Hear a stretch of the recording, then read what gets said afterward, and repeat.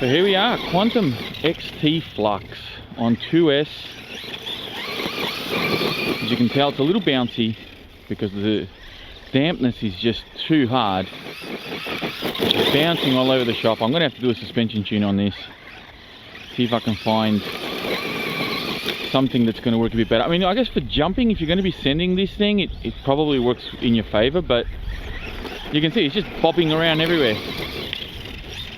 So HBI need to, I think, just slightly thinner oil, do a little bit more tuning on the suspension, and I think they'll have a really good balance between a good handling vehicle and something that can handle a bit of jumping. So far so good. I'll tell you what though, those tyres are not bad. I mean, this is 2S, and if this is your first RC or brushless RC, I think you're going to be most impressed. I'm using, oh here we go, now it's starting to, you can see the grip struggling a little bit, but forward bite seems to be good. It's side bite that's the issue here. That's why I was spinning out. But it grips well going forward, like there's no, I don't notice anything out of the ordinary. It's just when you go into the corners, even on grass, she can spin out. So that could be, you know, you can blame the suspension a little bit there because the tyres aren't constantly making contact with the ground. They're bobbing around. But then the tyres also are playing a bit of a part. But overall, I mean, for the speed that it is, and given that this is under 400 bucks Australian, brushless, this is pretty good speed. This is not bad. I'm impressed. This is very good. This car's got a fair bit of potential. Fair bit of potential. I like it. All right. Whoop, there we go, spinning out. Let's take it on some jumps. Let's see how she flies through the air. All right, how is it going to go on the gravel? Do I get grip, or am I going to struggle here? Oh, it's a little squirrely. We took that jump pretty well, but you can see it bobbing around all over the place. Yeah, I probably should have tuned the chocks from the get-go, but given that this is a, you know, it's a review, we want to see what it does out of the box. And then any corrections we make, whether they're good or bad, we'll show the results and go from there. So it actually jumps, oh, where am I? It actually jumps not bad. I mean, I'm not going full send here because I am struggling for grip on the loose gravel. There you go. So for those of you starting out, you want to start with small jumps.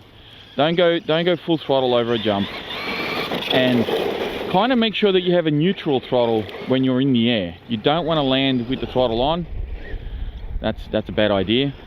And if you brake, you're going to take a nose landing. So if you brake through the air, as you've seen me probably brake when I'm doing backflips and things like that, to correct the cars.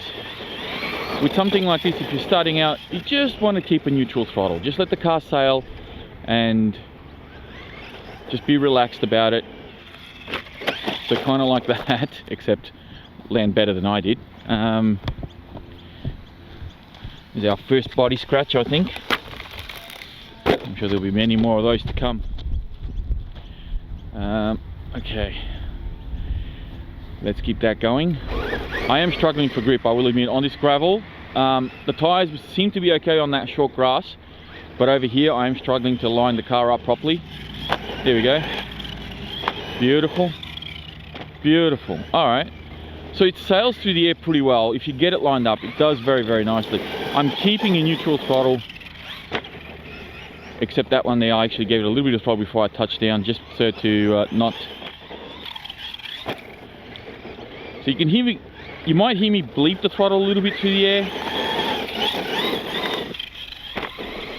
But for the most part, I'm trying to keep the wheels spinning to keep that nose up.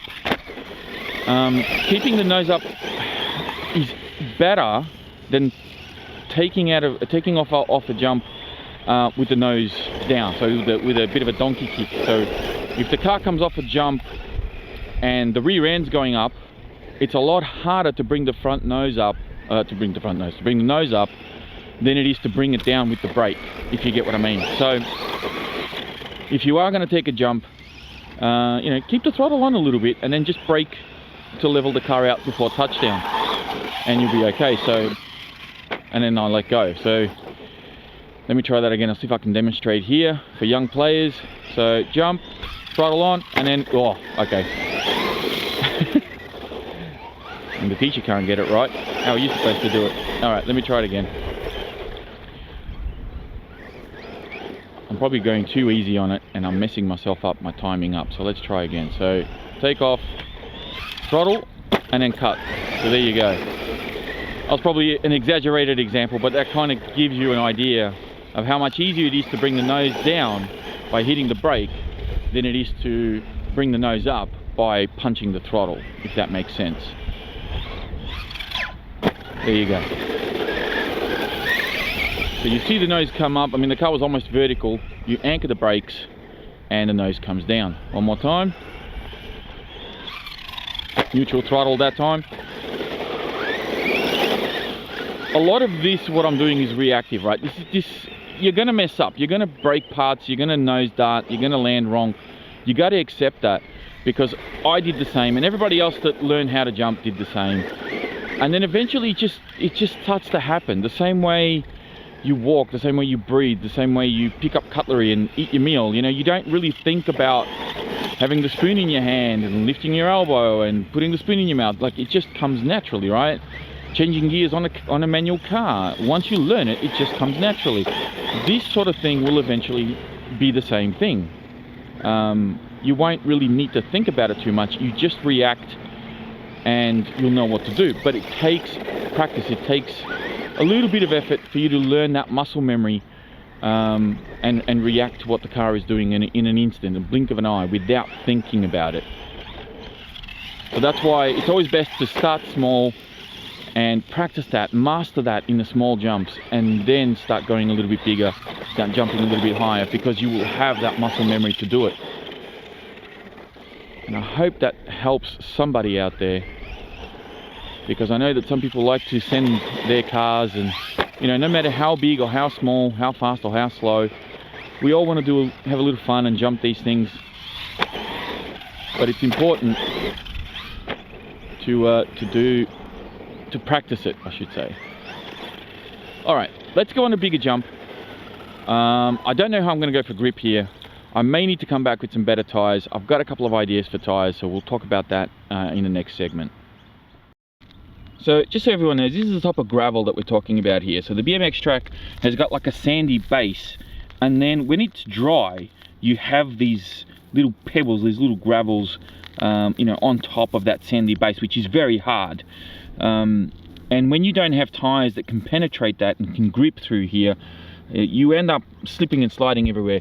Now, the car has pretty good rubber compound, but the tires themselves have a lot of flat tread, which kind of lends them to be more suitable for road, I guess, or for clean, flat-packed racetracks. You know, like if you have access to a proper RC racetrack, you might find these tires to be, I don't know, maybe decent, maybe, I don't know. But over here, yeah, sorry about that, my memory card got full and I had to stop the video. But we were talking about, you know, racetracks and tires and so forth. Oof. So here's my idea for tires for this thing. Proline, I think, have the Trencher LP. Oh, okay. That was interesting. They have the Trencher LP, which is a 2.8 inch low profile, which is what the LP stands for, low profile tire. They brought those tires out specifically for the Rustler 4x4. And I think they, yeah, they'll come with a 12mm hex, which I think is perfect, and they'll fit straight onto this little car, and I think they'll look great. So I might get myself a set of those if or when they become available. Louise also have the ST range of tires in a 2.8 inch. So it's a 2.8 inch wheel, but with the stadium truck tire, which again is a low profile off-road, you know, basher sort of tire. And for this sort of car, I think, given that it's a budget car, I think the Louise might actually be a better pick. But you know, depending where you are in the world, you might have access to the Pro lines, and you might prefer those and go for them. So I got no issues with that. Proline makes some awesome tyres. So anything like that I think would work. There is the MT version of the 2.8-inch tyres, of course, which I think would be better suited on the MT version of this car. But for the XT, which is the truggy, you kind of need more of a low profile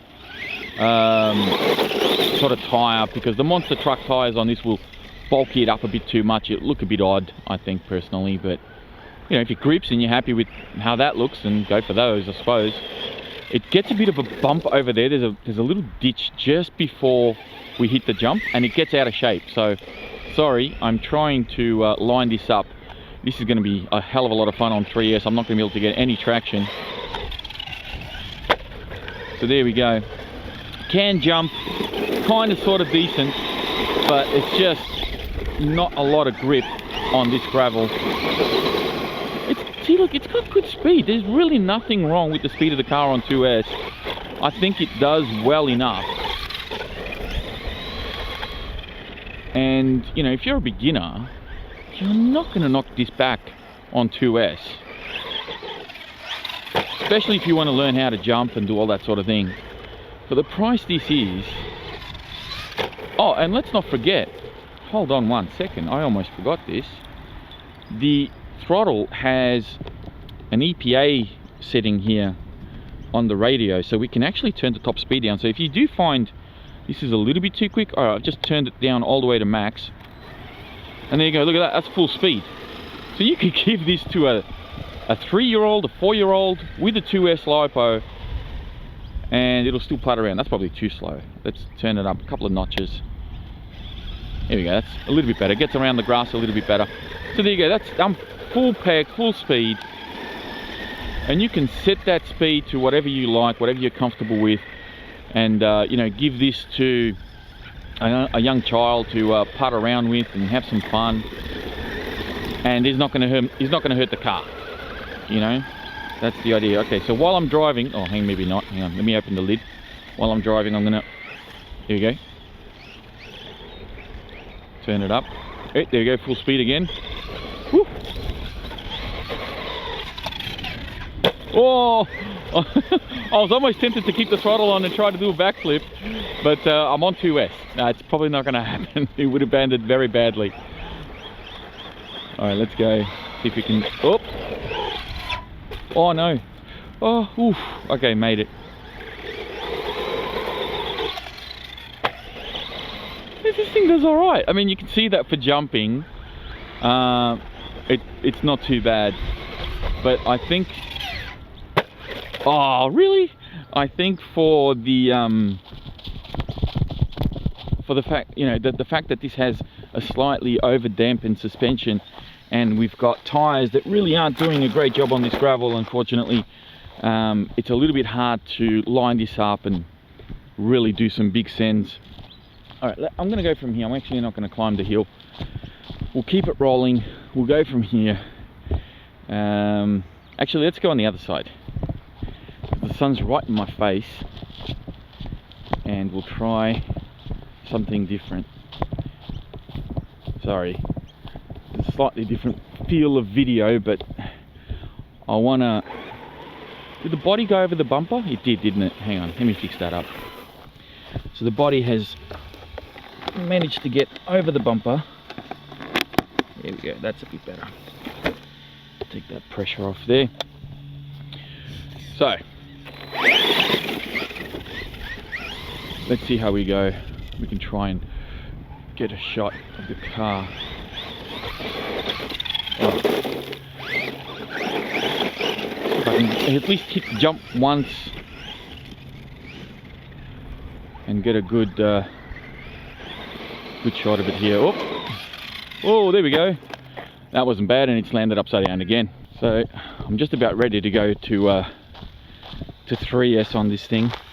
But and just for the record, I am running a Gens Ace Bashing 2S, which is I think a 5000 50C, which would be more than enough for this car. So let's see if I can get another shot of it here.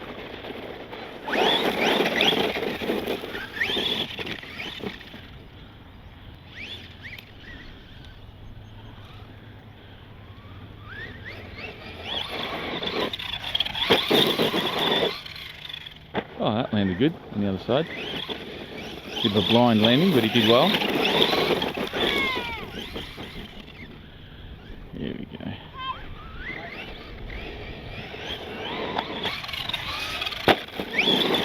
So I throttled to keep the nose up then, and then let go of the throttle as it lands.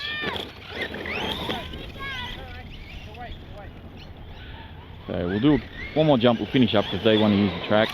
Oh, there we go. And it's upside down. Perfect.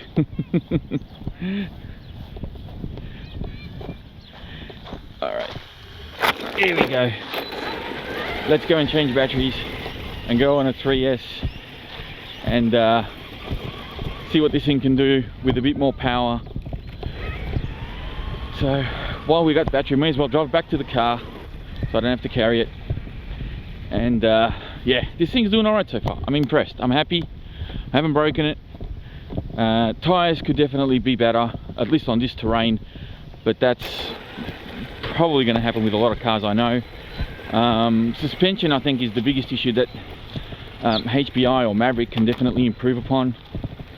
Giving a slightly softer suspension, something that can allow the tyres to make more constant contact on the ground, I think would be a better option. But yeah, let's go 3S, see what we can do. So just before I change out the 3S, I'm going to show you a quick little sort of video here on Tarmac. Going to give you more of an indication of the kind of speed that you're going to get. The tyres are really grippy on Tarmac here.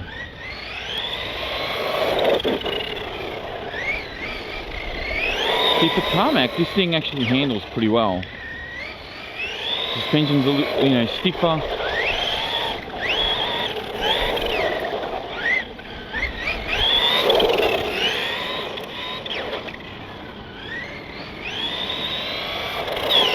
Not that bad here. I think if you're mainly going to be mashing on the street or your local car park, the stock setup's actually going to be good for you. It's going to work fine. Just got to watch out for those curbs. Don't hit the parked cars or curbs because yeah, bad things happen. But other than that, I mean, it handles fine. It's got heaps of grunt. Just on 2S, just putting along real well. Alright, let's get 3S.